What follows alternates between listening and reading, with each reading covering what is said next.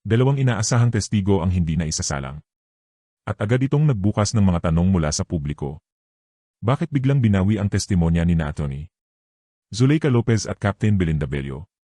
May pagbabago ba sa kanilang estratehiya? O sadyang natapos na ba ang pangangailangan para marinig pa ang kanilang testimonya?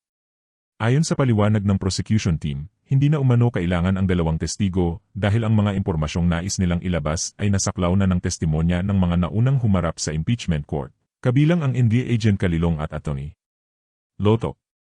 Para sa prosecution, magiging paulit-ulit lamang ang pagkuha ng parehong impormasyon. Sa madaling salita, mas pinili nilang huwag nang dagdagan ang mga bagay na maaari lamang magpalabo sa kanilang presentasyon. Dito lumabas ang isang mahalagang prinsipyo sa isang paglilitis.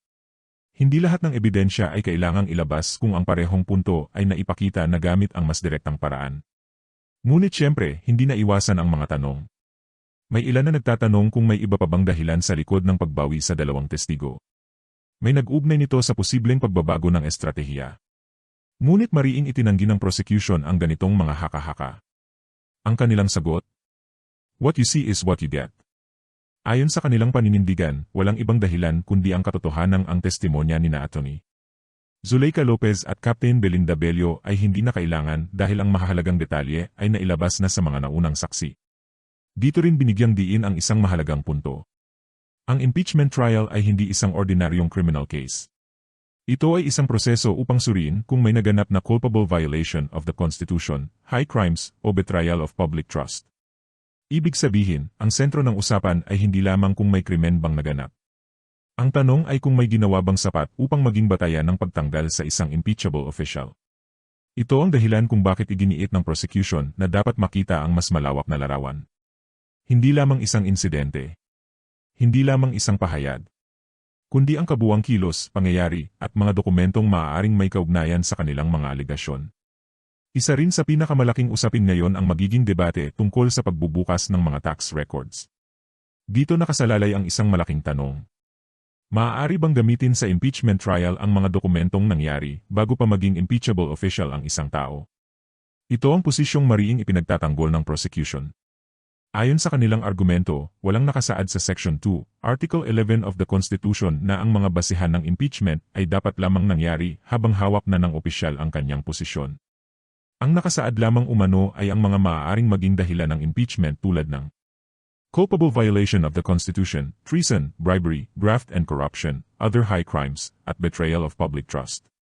Para sa prosecution, ang saligang batas ang pinakamataas na batas ng bansa.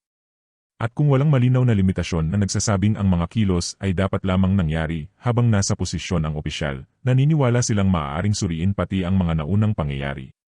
Dito nila inihalimbawa ang ilang nakaraang impeachment proceedings.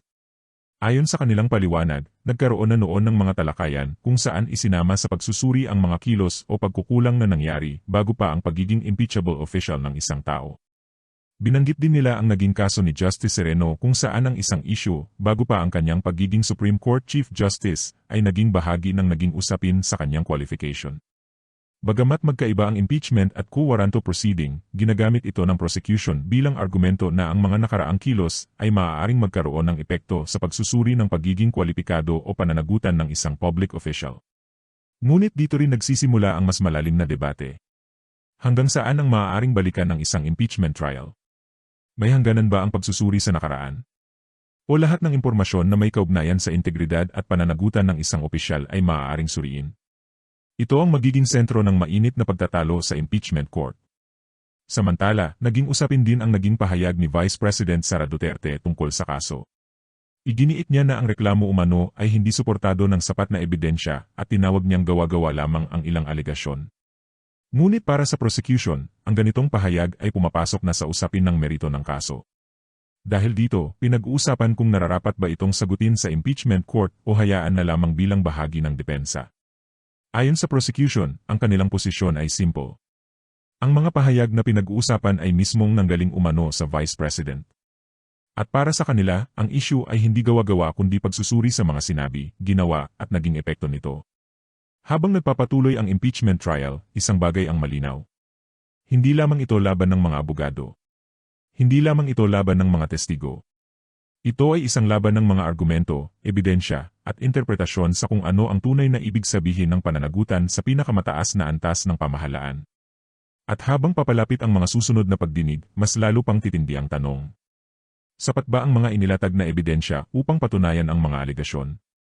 O magkakaroon pa ng mga butas na maaaring gamitin ng depensa?